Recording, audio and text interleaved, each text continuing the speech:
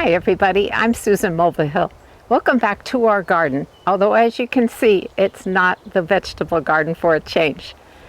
So for the last 2 weeks, I've shot videos on very sobering topics. First on powdery mildew, how to deal with it or prevent it from happening in your garden, and Japanese beetles, how to control them organically.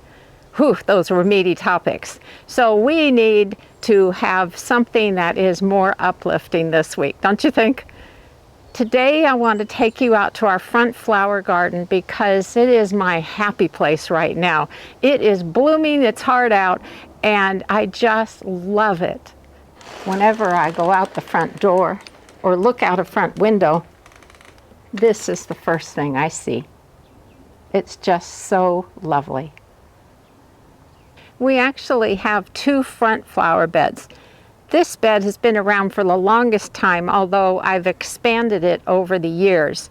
And it has all kinds of perennials in here, plus some annuals that I've started from seed. This bed here is our pollinator garden. You'll see a few duplicate flowers that mostly self-sowed. But we've got a lot of wonderful flowers to look at. So why do I grow so many? It's not just for my benefit because they're so beautiful. I want to attract as many beneficial insects, including pollinators, to our yard as possible. And this is a great way to do it. The other thing that happens is that I leave the flower heads on the plants because the birds will eat the seeds during the fall and winter months. And that is so cool to watch. Plus we love birds, we need birds in our gardens, and this is a wonderful way to do that. Now since I know you're going to see these blobs in the background, I wanted to explain what they are so they don't distract you. You're looking at our small orchard, and this year Bill is trialing some netting for covers over the plants so that he can greatly reduce the amount of control he has to do, especially against codling moth. That is a huge problem for apples and pears. And so Bill is trying different types of netting to see what works best. Earlier this year, we teamed up to thin the apples and the pears, and then we put the covers on. So it's going to be really interesting to see. We've been monitoring and we do not see any insect damage inside, and that really cuts down on the work Bill has to do for those trees. So let's take a look at the smaller of the 2 beds first. And it is daylily blooming season. I hope you've got some in your garden and you're enjoying them. This is ruby spider, and isn't that just stunning? It's right next to our driveway, and it doesn't care how much heat that puts off. It just thrives. I've been growing it for years. Now you can see there's some spent flowers on here, and all I do is just gently snap them off.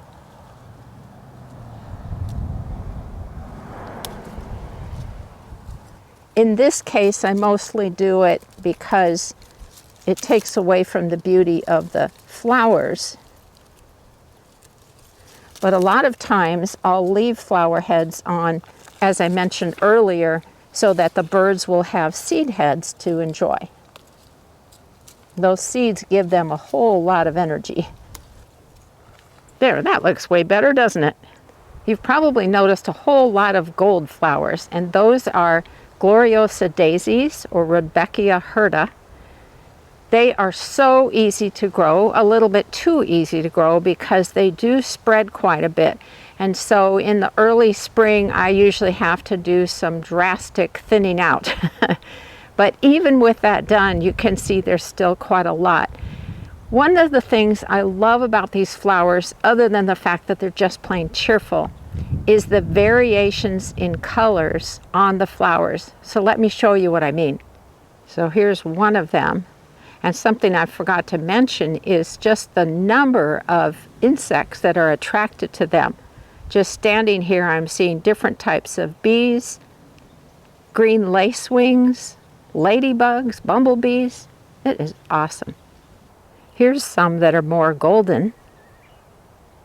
And how about the cool ones at the center of this frame? Aren't those neat?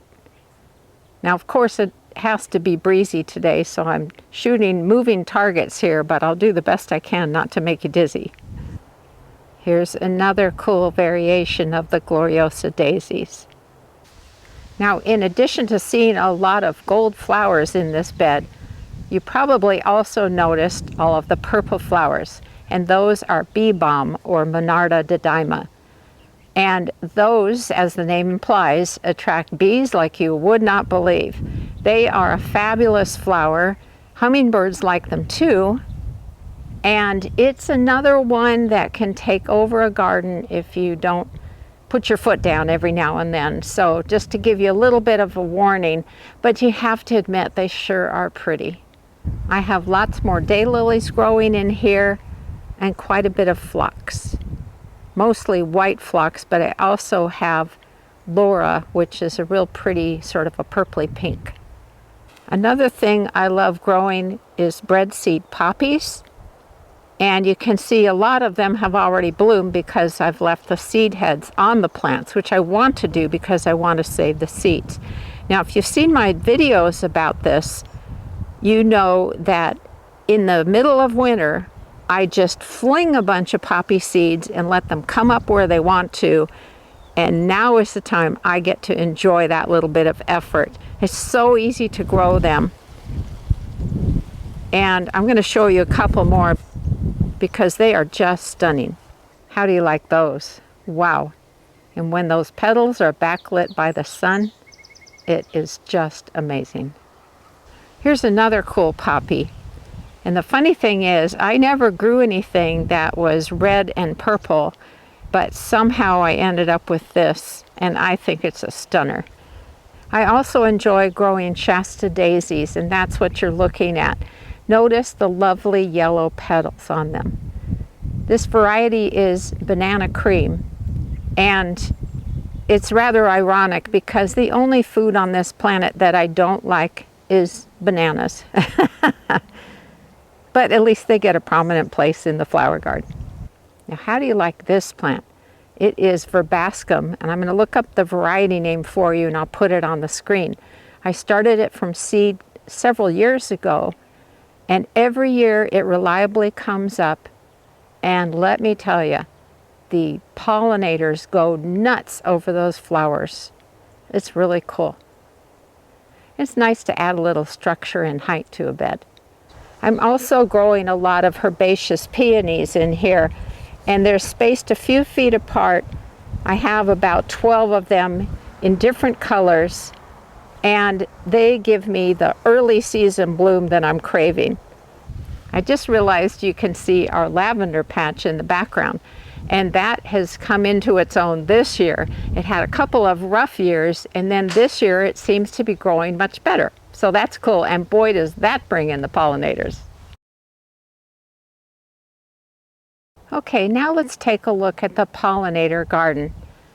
And right off the bat, you're probably noticing there's Gloriosa daisies. Yes, they moved over there. And also some bee balm. But let's take a look at the other flowers in here that you haven't seen before. This is a coneflower that I think I planted a couple of years ago, and last year it just absolutely sprang into action. And this year looks like it's going to be the same because there's all sorts of flower buds. You'll probably recognize the white flowers as Shasta daisies, and those I've found to be a little bit on the invasive side, maybe not quite invasive, but it definitely wants to come up all over the place. And so early this spring, I edited out, shall we say, quite a few plants, but I still seem to have about 20 of them all together. Sheesh!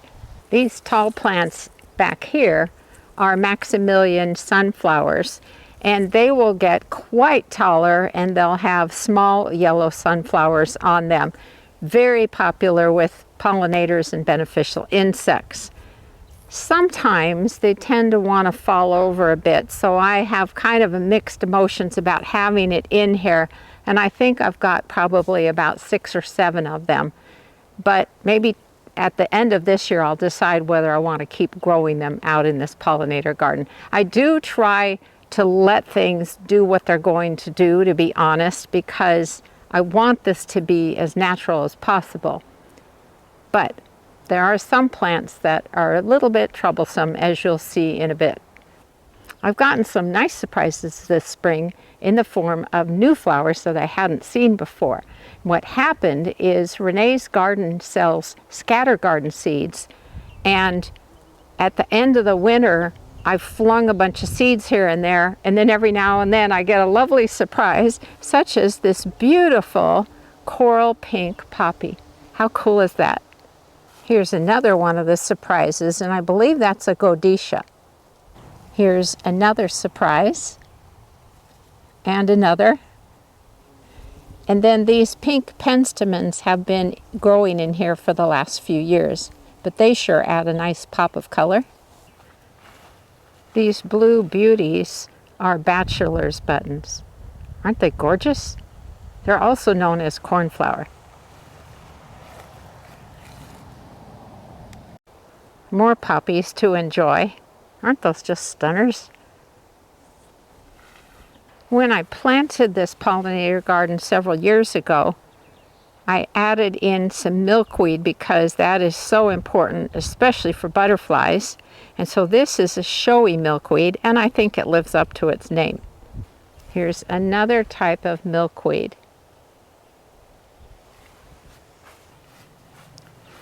More coneflowers. And Sweet William, which comes in all sorts of colors. Those are cool. And here's something that's a bit troublesome for me. This is a type of goldenrod. And as you can see, it multiplies and multiplies and multiplies. It tried to get started in the perennial bed that I showed you first. And I think I've been doing a good job of recognizing the young plants and ripping them out. You can see there's all sorts of activity on here, which is why I'm hesitant to eliminate them altogether. But holy moly, look at all of that. Okay, that's the tour of what I like to call the perennial garden and the pollinator garden. So what kind of care do I give them? Well, I do minimal deadheading of this bed because, again, I like to leave the seed heads for birds during the fall and winter months.